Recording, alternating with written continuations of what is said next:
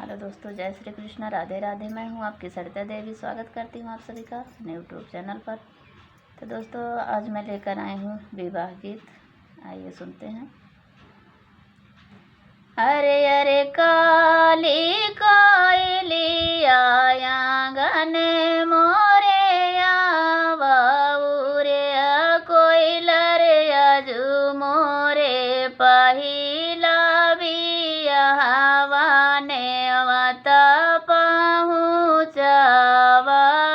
रे, कोयलर अजू मोरे पहिला बियाहवा नेवता पहुँचावाऊ रे। अरे अरे काली कोयलिया आंगन मोरे आवाऊ रे, कोयलर अजू मोरे पहिला बियाहवा नेवता पहुँचावाऊ रे, कोयलर अजू मोरे पहिला बियाहवा नेवता पहुँचावाऊ रे।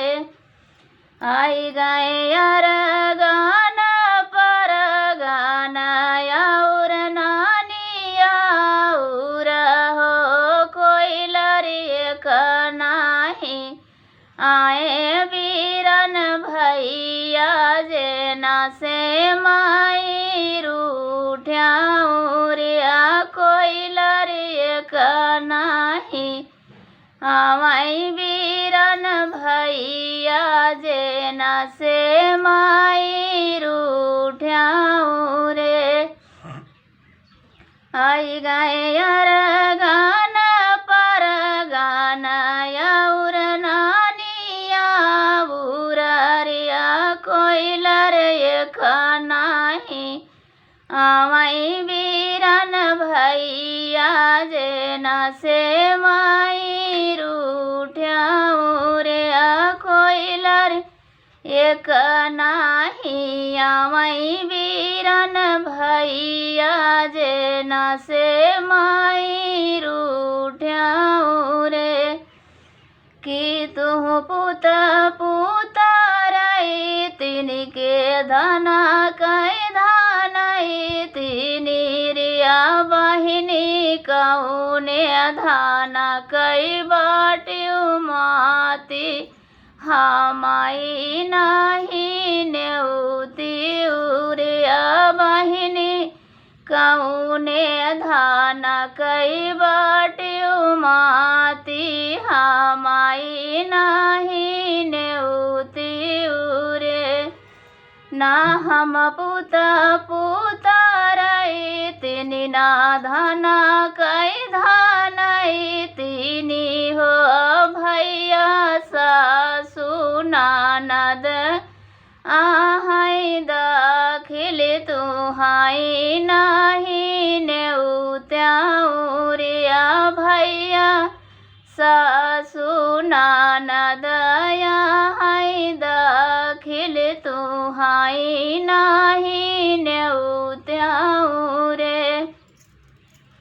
अरे अरे काली कोयलिया आंगन मोरे आवाऊ रे, कोयलर फिर से नेवता पहुँचावा वीराना भैया आवाई रे, कोयलर फिर से नेवता पहुँचावा वीराना भैया आवाई रे।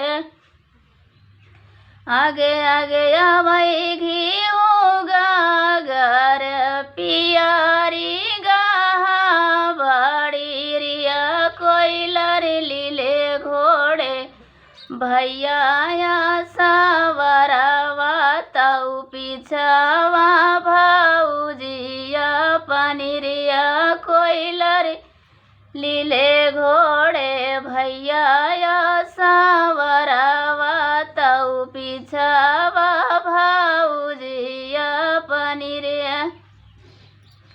कहवा उतारोगी ओगा गारी पियारी गाहा बाड़ी रिया कोइलरी कहवा बैठायाऊँ बीरन भैया तौ कहवा भौजिया पनिरिया कोइलरी कहवा बैठायाऊँ बीरन भैया तौ कहवा भौजिया पनिरे आंगने उतारोगी उगा घर पियारी गाहा बाड़ी रिया कोइलरी शोभावा बैठायाऊँ बीरन भैया तौ कोहबर भौजिया पनिरिया कोइलरी शोभावा